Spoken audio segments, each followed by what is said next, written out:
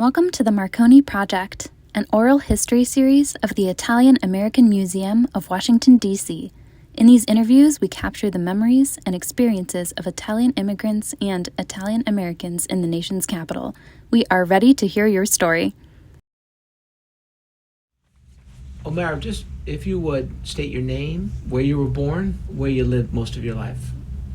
My name is Omero Sabatini. Actually, you wouldn't know it from my accent, but I was born in this country. I was taken by my mother to Italy when I was 3.5, but we always spoke Italian at home. I knew a few cuss words here and there, but no English. And then I lived in Italy until my early 20s. First in Abruzzo, then I graduated from the University of Rome, and right after that, I came back to this country. Since I was born in East Chicago, Indiana, and my father was there, I went there to live for a few days, and then I enrolled at the University of Chicago and stayed there for a couple of years. Then I moved to New York to work for Reader's Digest at the advertising department of Reader's Digest, and that was in about 58 or so, 1958. Then in 1962, I came down here to work to Washington to work for the U.S. government.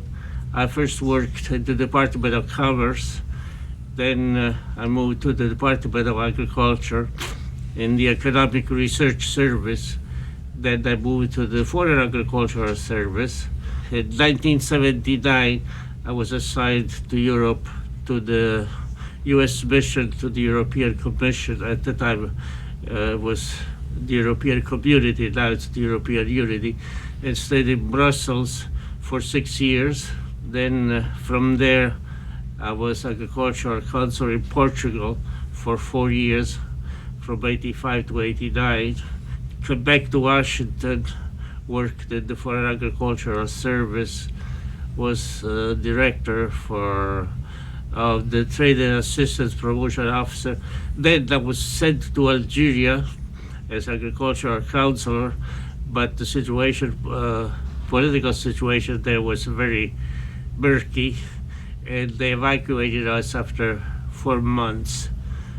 After that, I retired. In retirement, I tried to promote Italian-American cultural relationship and translated this Italian novel, the foremost Italian novel, I Promessi Sposi. And I was a member of the Holy Rosary Church Parish Council. I was elected president of a couple of Italian-American organizations, and I kept busy, and here I am. What else would you like to know? Thank you for that concise, quick history. Just gonna switch for a minute, have you, since we are the Marconi Project, to have you talk about Marconi. Oh, yeah. Well, it occurred to me, it's a little out of place maybe, but since it is called the Marconi Project, I think you should mention the shot heard around the world, and that's what I mean. History of the American Revolution, I think it was Emerson who wrote this poem talking about a shot heard around the world, referring to the first shot that went off in the American of independence. And when Marconi was experimenting with his wireless communication, telegraphy, he set up his transmitting equipment on one side of a hill and sent his assistant on the other side of the hill. And if he heard the signal coming wirelessly, he should shoot the gun in the air. And that's what he did. So he shot heard the signal, shot the gun in the air, and that was really the shot heard around the world, the universe, you might say. Omero, can you talk to us about when you first came to this community, the Holy Rosary community, and how you continue to get involved? Well, I had come here once or twice when I was living in Washington, but then at the time it wasn't a very active community, it wasn't a very active church. Then when I really started coming here is when I came back from Europe in '89. and it was my spiritual home. I felt comfortable. They spoke Italian, and eventually I became involved with some of the activities. I was elected. Well, at the time we were nominated. We were to the parish council, and I've been coming here since then. I used to come every Sunday. Now that I'm physically handicapped, I come only on special occasions, when somebody takes me there. Oh, and I had to quit the parish council because I couldn't drive at night anymore. But I tried to give a hand to the best I could. What do you think about the latest development, the building project? It sounds great. I don't know all the details, but from what I hear, you're going to have a new building. I just got what comes closest to having a grandchild. She's the daughter of a nephew of mine, and mother is breastfeeding her. And I heard Father Angie say that there will be a room here where mothers who are nursing their children can breastfeed their children. So I said, well, look at that. That sounds great, because as I say, my niece is breastfeeding her daughter, and she could come to church and be able to breastfeed. But that's one of the things, the little things that make you feel at home. Can you take us back to the first time that you were exposed to the Manzoni's book, The Promise of Fidelity? The first time you read The Promise of Fidelity, how old were you?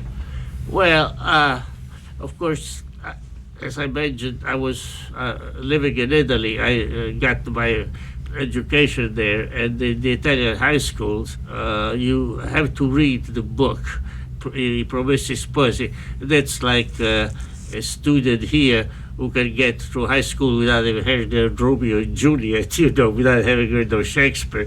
So it is the foremost Italian novel, and I liked it. And when I came to this country, so that the existing translations were really archaic, starting with the title, Promise, the Betrothed. Nobody uses that word anymore. And then I also explained a few things, like when this fellow the main character in the book has been framed and is forced to run away from the Duchy of Milan and goes to the Republic of Venice. But Venice, the patron saint of Venice is Saint Mark, and he asks the boatman, is this Venetian territory? And he says, yes, it's land of Saint Mark. And Renzo says, that's the Venetian territory. And Renzo says, oh, long live Saint Mark. The typical American wouldn't know what it means, because he was referring to the fact that Saint Mark is the protector of Venice. So I translated, instead of saying don't live San Marco, I translated, well, God bless Venice, which the typical American would understand. And a lot of other things, like your most reverend, exalted excellency, I just say you know. Or when in Italian you have this different way of addressing people. You have voi, lei, and tu. Voi is some sort of respect. But in English you can't.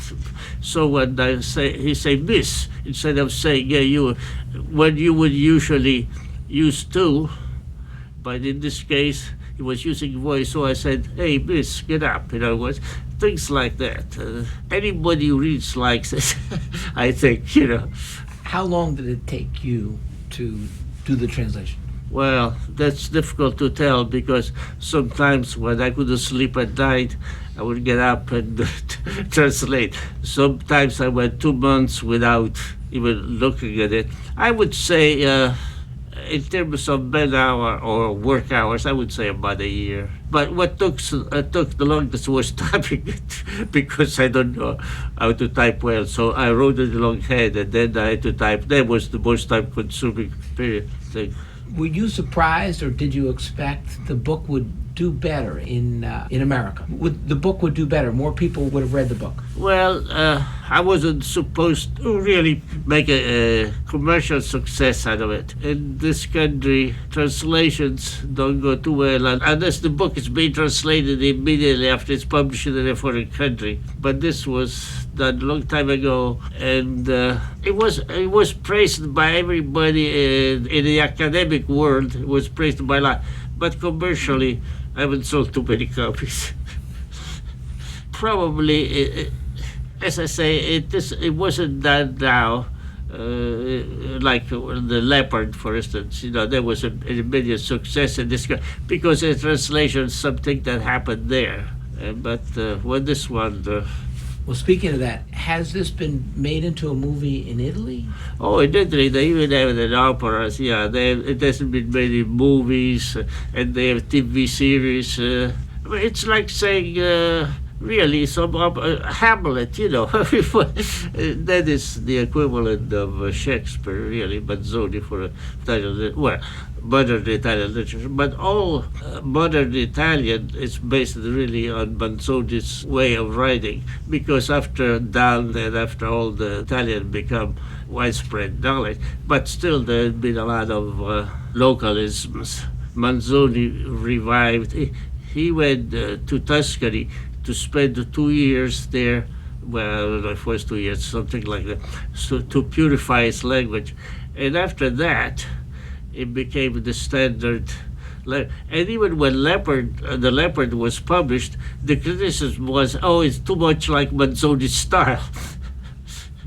But and you can say it's really the fathers of modern Italian. Dante was the father of Italian language, but Manzoni purified it, shall we say. It became the standard. When I had to translate a few words and I wasn't quite sure, I would look at the Italian dictionary to see the meaning of the word, and they quoted Manzoni, and that's what the Manzoni would say. So it is the Italian language. Did Manzoni write other things? Because I'm not familiar with any of Well, them. yeah, he wrote a lot of things, but they aren't really. He's a one-book man, really.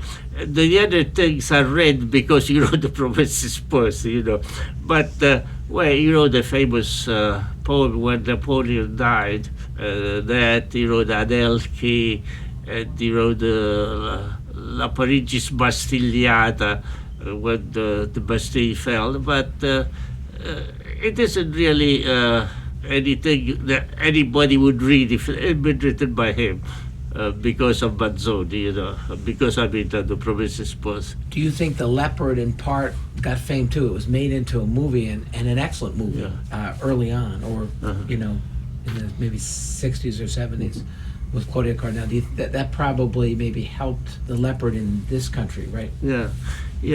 In this country, probably it wouldn't go over big. One of the reasons that the book is not known in this country, for one thing, Manzoni equates religion with Catholicism, and that doesn't go over too big in this country. Or he, in a way, was like Mark Twain. Manzoni wrote for an audience which was educated and looked down on the common people. I don't mean to use the word, but when Mark Twain is talking about Huckleberry Finn outsmarting Jim, and Jim outsmarting Huckleberry Finn, and Twain was writing for the people of the time, and he says, when Huckleberry Finn is outsmarted, he says, "Oh, you can learn and learn nothing. Forgive me for using the word." But Manzoni was like that. Writing about the common people, he had to always apologize for the fact that the simple peasant could be smarter than an aristocrat. And in America, that doesn't go over too big, And so I had to try to make it understandable to the American audience. But again, it isn't something that the public was waiting for. In the case of The Leopard, they've heard, oh, it's a great book, so people will buy. It's like the book that has been published was Fury, about the book that has just come out about the president. Trump. Yeah, but what's it? Fire and Fury. Fire and Fury. Well, anyway, people hear about this and they go buy the book. But who was talking about the promises posy one night later? Nobody was. So they don't buy the book. And Manzoni was, I mean, clearly Verdi was very impressed by Manzoni. Oh, yeah. And wrote that Requiem, which is beautiful. The Requiem, yeah, and described the book as a consolation for all mankind. And again, if you go to Casa Italiana, you have the four statues, you have Marconi, Verdi, who else is there, Michelangelo. But in a way, you can say that Manzoni is represented there through Verdi, who calls the book Consolation for All Mankind, one of the greatest work ever come out of human minds. But if you don't teach a book in high school, people don't know about it, but indirectly through Verdi maybe they could know Manzoni. Actually, I've heard people have told me that long before I translated the book, they read the book just because, if they could inspire something like a Requiem by Verdi, it must be a good book, and that's how they. But it's reflected glory in a way. Manzoni must have had quite a send-off. His funeral must have been also tremendous, a national outpouring, right? Well, yeah, I'm not sure about the funeral, but he was respected nationwide. And so the Requiem Best was a year after the funeral. And that alone is you could call part of the funeral in a way, So, Omero, I'm going to ask you can you describe what you think the story is in The Promise of Fidelity? I mean, just broken down. It's a love story. Well, it's a story of everything, really. The story is set in northern Italy, but it's really an excuse to express and describe every human feeling. I asked a friend of mine, can you mention something that he doesn't cover?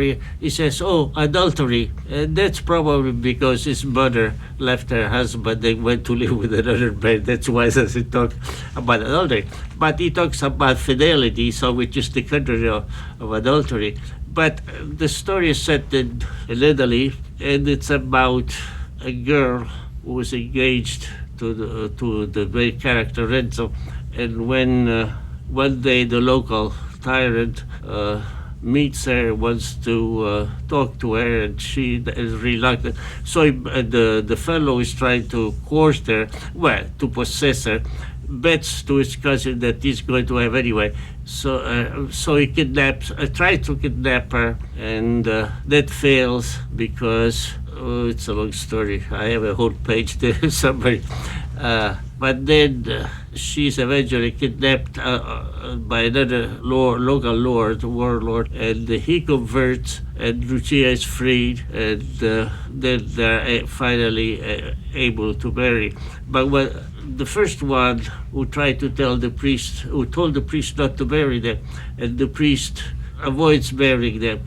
But there is this friar. The friar helps them, and finally they go through the pestilence in Milan. Finally they get married and live ever after. But as I say, it's really a pretext for him to cover every human situation, every possible, from immigration, you mentioned it, economics. Manzoni is quite an economist, by the way, He, any aspect of human nature, really, is described there. If there's a moral, what would the moral of the story be? What's he trying to say? Well, at the end of the book, he says, whether we look for trouble or not, sometimes it comes to you. But confidence in God and faith will see you through any bad situation.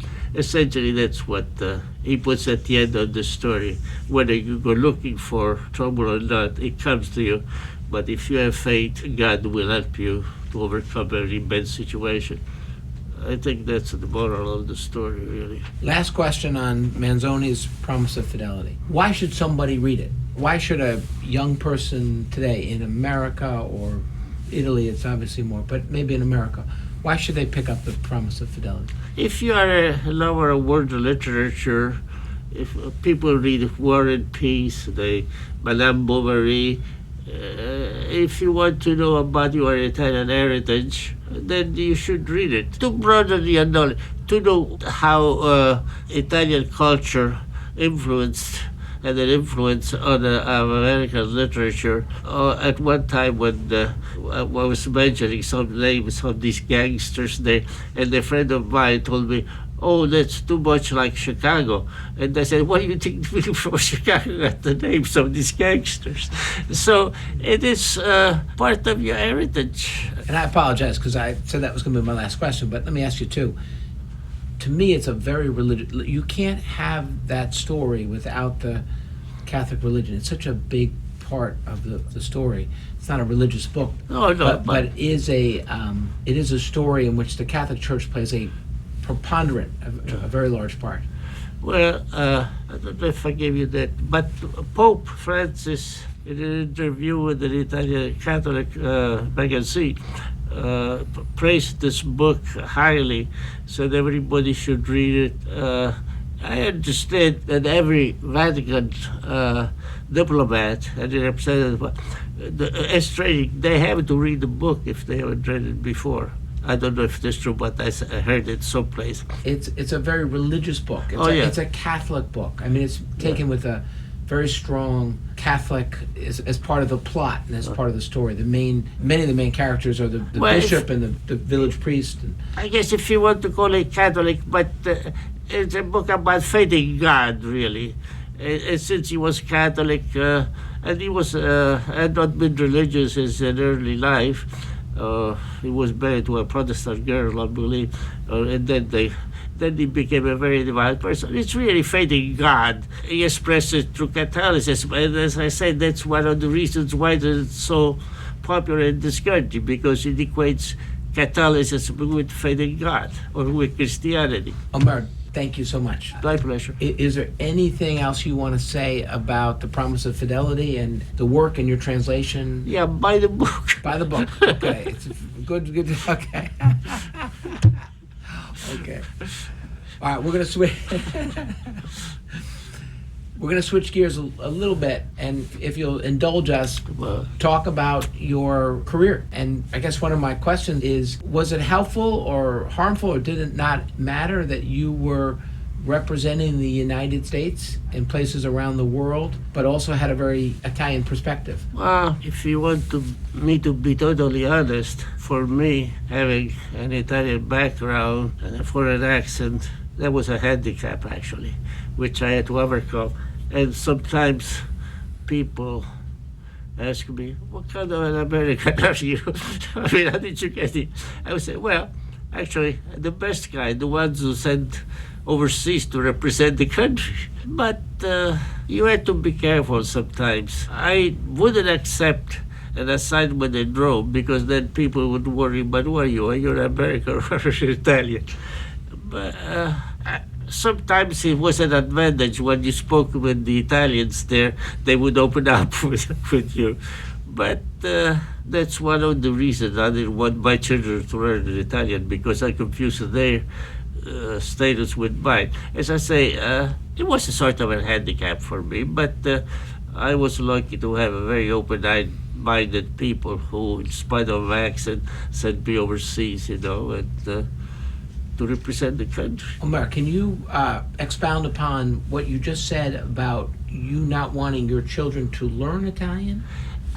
It's not that I didn't want them to learn Italian. I thought it was a waste of energy. As a grown-up, if you want to learn Italian, fine. But as a child, now there are an awful lot of children of Italian parents who are bilingual between Italian and English, of course. And for them, it's not a great advantage, but to me, in my situation, it seemed a waste of energy for my children to learn Italian.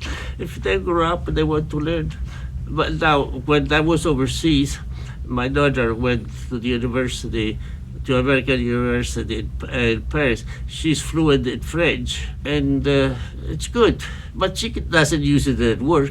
In this country, you don't need a foreign language to unless you're in the foreign service, that they train you to be effective in your work. You don't need to know a foreign language. And I was in that situation. I said, why bother these kids? Well, let them talk English. When you were transitioning from the private industry to government, you were up in New York. I was for in Reader's Digest came down here. And I'll ask you about Reader's Digest in a minute. But did you have any issues getting into the government because of your accent? Yeah, I did have. I first took the foreign, before I went to Reader's Digest, I had taken the Foreign Service examination. And the guy wrote in the report, though he's better equipped than most applicants to join the foreign service, he retains a certain foreign mannerism. Then he told me I was wearing a dark suit, and he says, oh, I know you Sicilians wear a dark suit. I said, no, I'm not Sicilian, and I'm wearing the dark suit because the only decent one I have, that's the one I got married in. But then ended up, many years later, being on the board of examiners of specialists. So I never experienced any real, except for this episode. And another time I was with a friend of mine, we were talking Italian, and this fellow was sitting on his front steps there, unshaven, filthy, really looking like a basket case. And he asked us, what language are you speaking? He said Italian. Get out of here! But other than that, then, as I said, they sent me overseas to represent to be working for the U.S. government overseas. But they viewed you as representing the U.S. government. So it works both ways.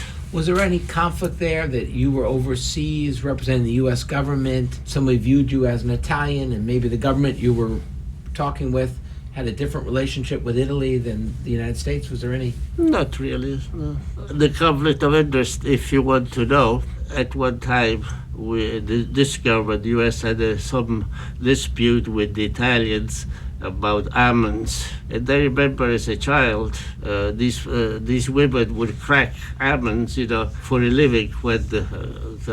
And I would look at these poor women who were working on almonds, and I found myself saying, and am I supposed to against those women now? But that lasted 10 minutes, Okay. And that's one reason I wouldn't accept an assignment in Italy, because they wouldn't know, are you American or Italian, One time I had to give a talk in French in Europe, and I spoke French, and then my daughter was in Paris. I asked her, what do you think? She said, no, it was okay, except for the first 15 minutes I thought you were talking Spanish. But overall, I mean, it was a very pleasant experience, Omero, would you like to say anything about your accomplishments when working for the U.S. government in your career? Well, you should ask my former bosses for that. Well, there is an article here where it says I was one of the best diplomats.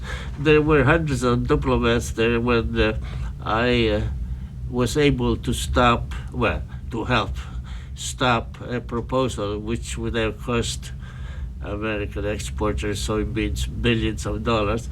So I suppose. Oh, and then there is a product called corn gluten feed. I also had a success in preventing restriction from that. But as I say, you probably should ask my former bosses for that. Out of curiosity, though, what characteristics do you think make for a good diplomat? What personality traits? If you want to be sarcastic about it, is the ability to talk without saying anything. As somebody defined a diplomat, an honest man was sent overseas to lie on behalf of his country. Why you have to be able, it's no different from human relations, really. You have to be able to say things to convince people. You have to be a salesman to convince people what's good for you is better for them. Omero, I'd like to take this moment to thank you for talking about your significant contribution to Manzoni's great work, I Promossi Sposi, and your translation into English. People don't know today how influential Reader's Digest was back 30, 40 years ago. When I was 15, 10 years old, that was one of the only magazines we got. The Reader's Digest was all over the place. And it was, I think it had, back then, a circulation of maybe 30 million or some crazy number. So the fact that you worked for Reader's Digest, I just thought maybe you could say something, because today nobody knows Reader's Digest for nothing. Well, actually, I was in the advertising department. We were doing promotional research, trying to sell advertising, and coming up with information that would help sell advertising. But it was promotional research of the type, if this for guys are first, we must be second. And you looked for things that help sell the magazine, but it was an influential magazine. It has an Italian edition, it has editions. I've lost contact, but the slogan was, "People have faith in Reader's Digest," which was true. A lot of people had faith in what. It was a magazine that promoted the goodness in human nature, always looking at the positive side. I haven't read it for a couple of years now, but the jokes were good, and it has this positive outlook on life. It was started by these two people who started working on a basement, Well, what else can I say? It was a good magazine. Yes, yes, sir. Okay. But I had nothing to do with publication. We're doing promotional research. Can we talk a little bit about the immigration story of your parents, how they got here, and also perhaps how you ended up back in Italy? Well, my father came when he was a teenager, then started working, doing manual work in construction. Then, like most Italian young men of that time, went back to Italy to find a wife, married my mother. And what part of Italy was that? What town was that? Where was your dad Well, from? that's in Abruzzo. It's a village called Cecinaro in the province of L'Aquila, in the region of Abruzzo. Then he went back, and she stayed behind. My older brother was born in Cecinaro, and they joined my father when he was 9 months old. That was in 1928. Then, right after my mother arrived, it was the time of Al Capone, and the recession, and time was hard. My mother never liked this country, so she went back after she'd been here 6 years. She'd been in this country 6 years, and took me and my brother back to Italy. My father stayed behind, and then he retired. Then the war separated us, He served in the American Army, and then he was released because he worked for an industry was essential to the war effort. And eventually he retired in Italy and died there. How was wartime Italy for you? What were your experiences? Well, I was a child. I really didn't see too much of an action. I see a few bombs falling here and there, but we weren't affected that much directly. Of course, people were being killed elsewhere. We lived about when the Allies first came there, and they were stopped after Salerno. We lived about 40 miles from the front line. But we lived under German occupation for a while. After Italy surrendered, the Germans took over. No, those were rough times. You felt scared most of the time, but there was nothing really that atrocious for me directly, But people were dying, were being killed. The Germans would take nothing of, the Nazis would take nothing of shooting people, coming to the house and robbing food, stealing food. But it wasn't an easy time. Now, did your mom ever return to the United States? No. She stayed in Italy, and my father would come every 2 years he would get the 6, because he had worked in the company for a long time. They gave him 6-week leave, and he would come every couple of years back and forth, but she never got back to him. And then he retired in Italy. My father was a saint, really. Your father was A saint. And I'll tell you something about my father. Omero is a very unusual name in Italy. I was sort of embarrassed of it. My father, well, make a long story short, when I was born, he was looking for a name to give to his child. And he was reading the Divine Comedy, and he saw this line, that is Homer, Omero, the sovereign poet. Now, you think of my father, who had never gone past 5th grade, in the middle of the Depression, was in East Chicago, and to amuse himself reading the Divine Comedy in Italian, and he saw Omero. And for a while I was always, then I remember, I don't say, look at that, my father was doing this. So that's the kind of man he was. He could do nothing better than read the Divine Comedy in Italy, in Italian, when he was living in this country. And are you saying he's a saint in part because he stayed in the United States, made money, and was good you all back in Italy? Oh, and you were talking about how it was for us. And actually, when my father was in this country, he was getting money for his family, you know, but they couldn't send to Italy, so he kept it there, but he was receiving a subsidy for having dependents. So the American government was paying for that. But in Italy, Mussolini considered all the Italian Americans prisoners of war, so he was giving us subsidies because to make up for the money we couldn't get from my father, you know. So we received subsidies from the Italian government and the American government. So it's one of those things. That's great. That's great. If you can have it, take it, you know. Okay, Omero, the purpose of the Marconi Project is Casa Italiana Socio-Cultural Center's effort to preserve the memories of Italian-American immigrants in the area for posterity. Is there anything else you would like to say to posterity? To posterity, my goodness. Yeah, to folks you and I don't even know. Some of them are just a twinkle in the eye of their mothers about your experience.